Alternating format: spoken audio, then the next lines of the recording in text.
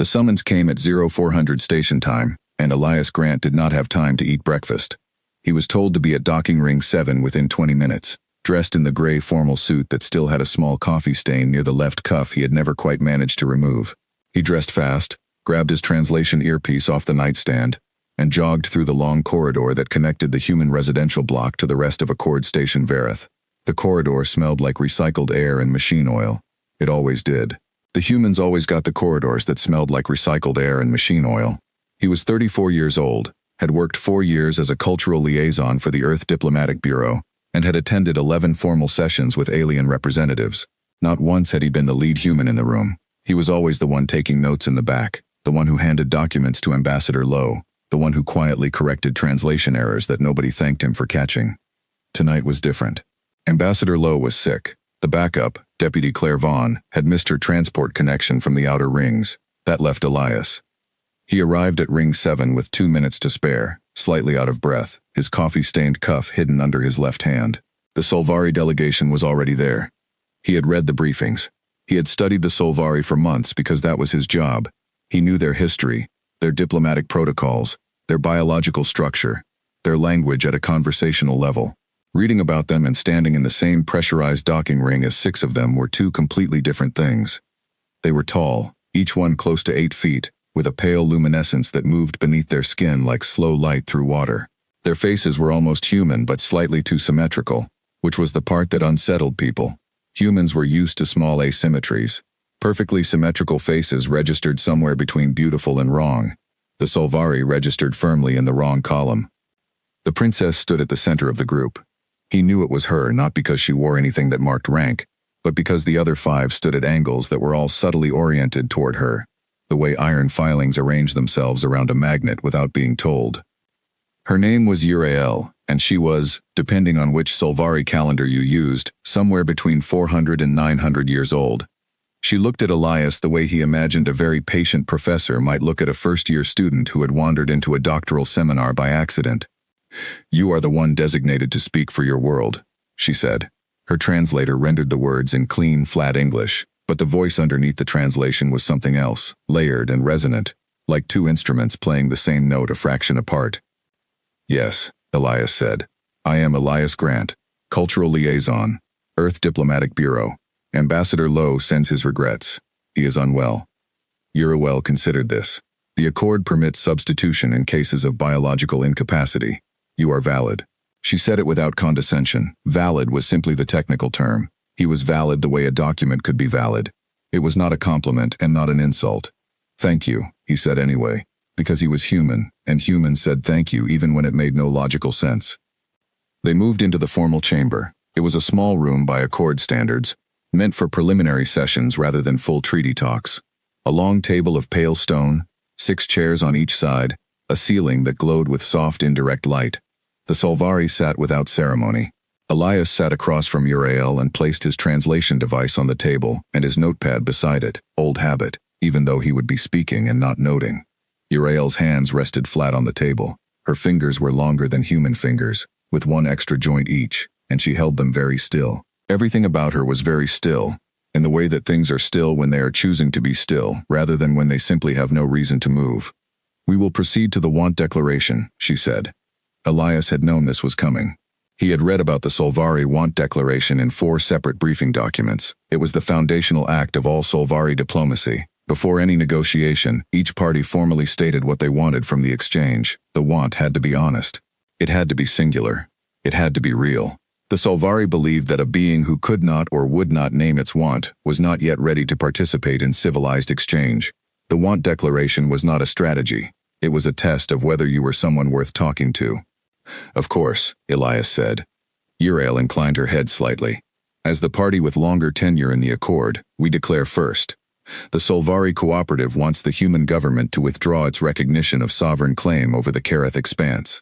We want this because the Expanse contains 3 systems we consider historically ours under the founding treaties of the Accord, and the current human claim creates instability that costs us time and resources we would rather spend elsewhere." She said it the way someone states a fact about weather. Directly, without apology, without performance. "That is our want," she said. "Now, Elias Grant, tell me what you truly want." The room was quiet. One of the Solvari aides on her left had a thin writing instrument and a flat recording surface, and both had stopped moving. Elias opened his mouth. He had prepared for this. He had a prepared answer. The prepared answer was something along the lines of, "Humanity wants recognition of our sovereign claim over the Karath expanse, along with formal accord backing for our station rights in the outer corridor, plus a trade agreement covering the rare mineral extractions we have underway in sectors 12 through 17. That was the answer. That was what the briefing document said he should want. It was a reasonable, coherent, transactional want. It was exactly the kind of thing the Solvari could work with. It named a desire, attached a rationale, and created a basis for exchange. He started to say it. And then something stopped him, not nerves exactly. Something more like the feeling of reaching for a word you know perfectly well and finding, to your confusion, that it is not there. Because the truth was, he did not know if that was what humanity truly wanted. Humanity had been arguing about the Karath expanse for 11 years. One faction wanted to hold the claim and develop the systems.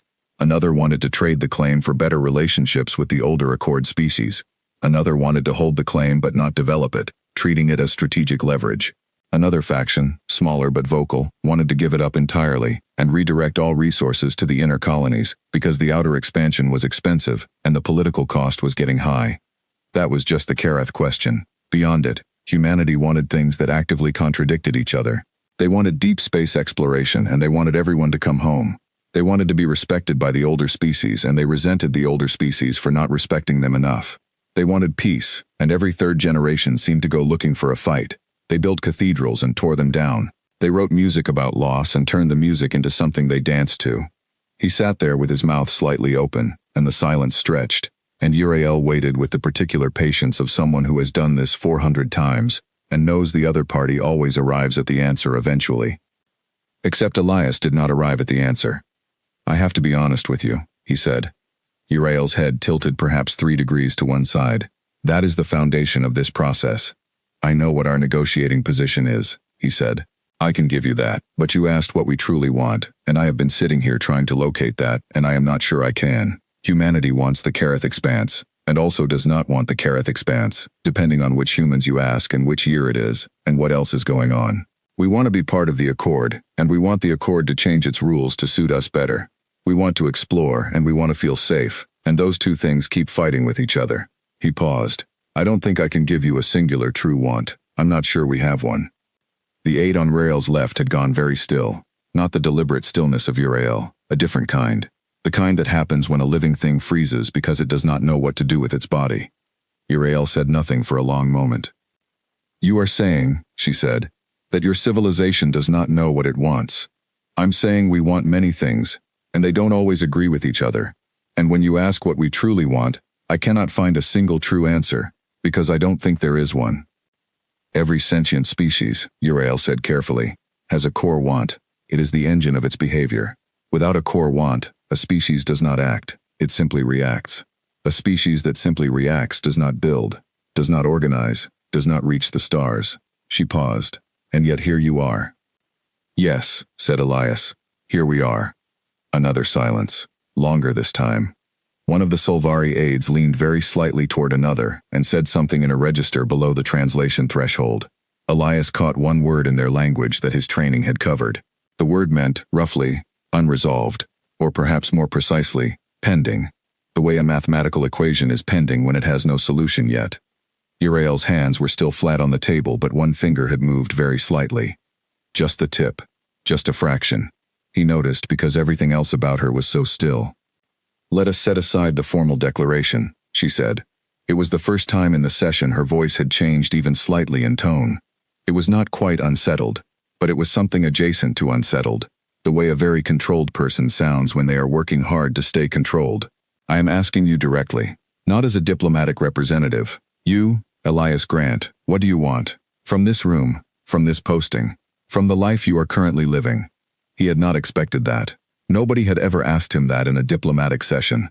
Nobody had ever asked him that outside of one either, not in any way that required a real answer. He looked at her. Her eyes were silver, almost reflective, and they were watching him with something he could not entirely categorize. It was not the professional attention she had given him at the start of the session. It was something more focused, something that felt, uncomfortably, like she was trying to understand him the way you try to understand a thing that should not exist.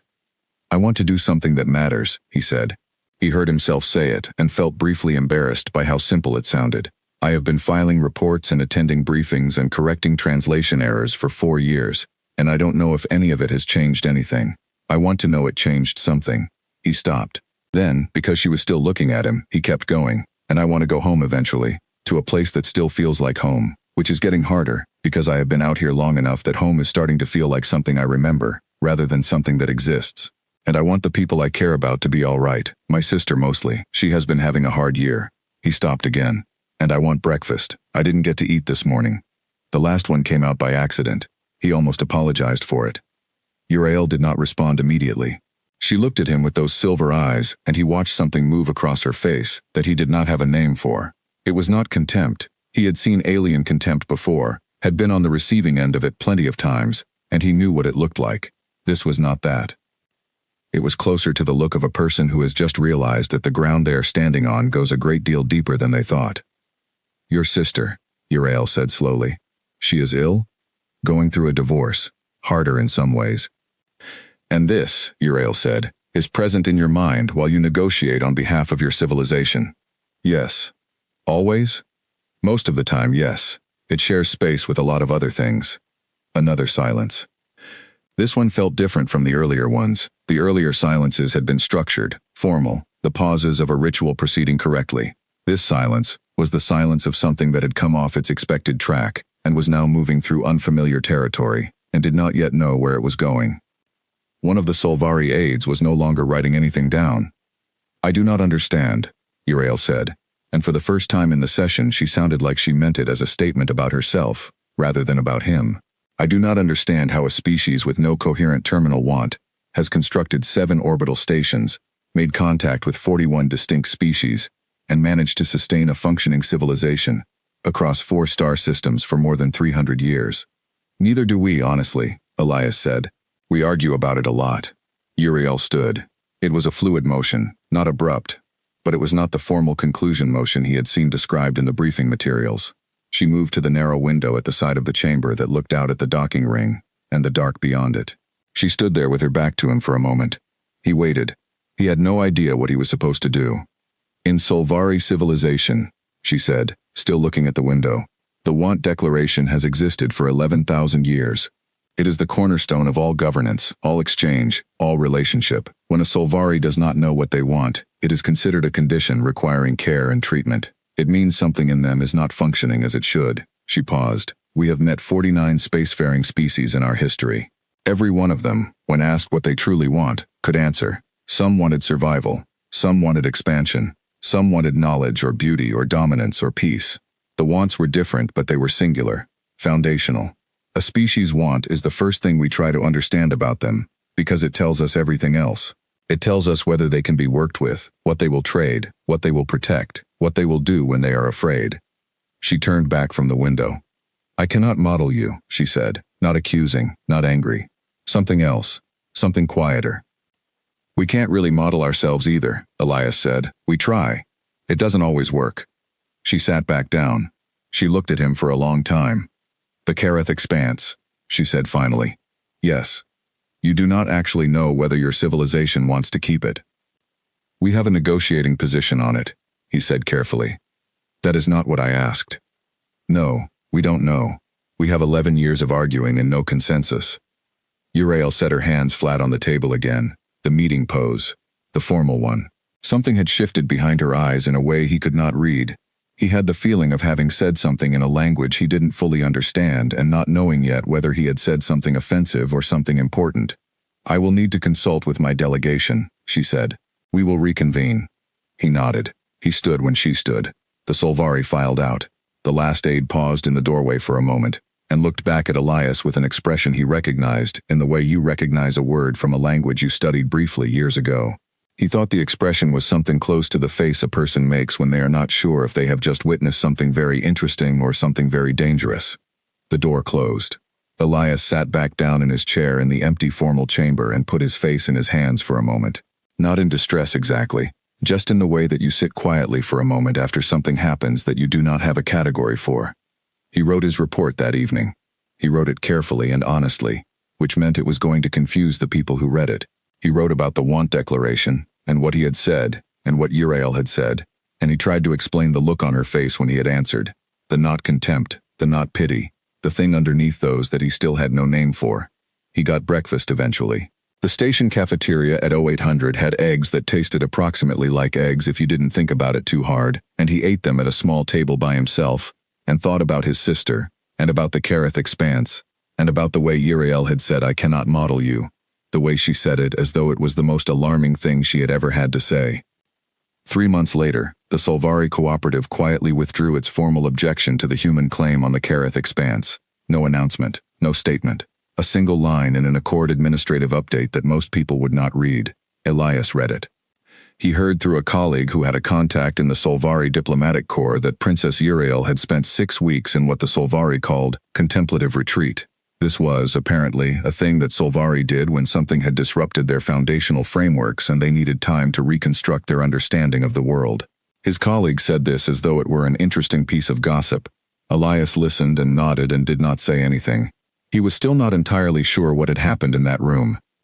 He thought about it sometimes, on slow station nights when the recycled air smelled worse than usual, and the corridor outside his quarters was quiet.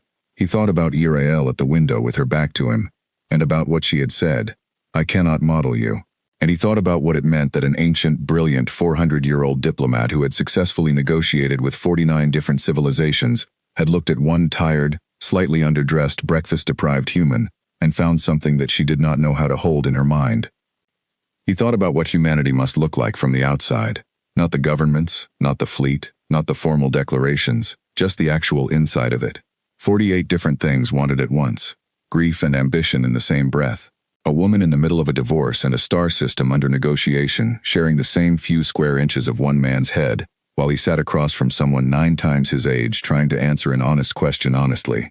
He thought it probably looked chaotic. He thought it probably looked unstable. He thought it probably looked, if you were a being who had built 11,000 years of civilization on the premise that every sentient creature knows what it wants, like something that should not work. And yet here we are, he thought. He filed another report. He corrected another translation error that nobody would thank him for. He called his sister on the subspace relay and she sounded a little better than last time, which was not nothing. He ate dinner at the small table by himself and thought about home the way you think about a word you are trying to remember. Somewhere on the other side of the station, in the Solvari diplomatic quarters that were cleaner and better lit than the human block, Princess Uriel sat with a blank recording surface in front of her and tried for the 47th time to write down what she wanted. She had been doing it since she returned from contemplative retreat. It had always been the easiest thing in the world, for 900 years, the most natural act of a civilized mind. The surface remained blank. She looked at it for a long time. Then, very quietly, in a way she would not have reported to anyone, and would not have admitted to even if asked, she felt the first small edge of something that might have been, if she had a word for it, the particular unease of standing at the lip of something vast, and not being able to see the bottom. Elias Grant had gone to bed at 2200 and was asleep within 4 minutes, which was one of the few reliable things about him, and he did not know any of this. He dreamed about eggs that tasted like eggs, and a morning with enough time in it. He would take that.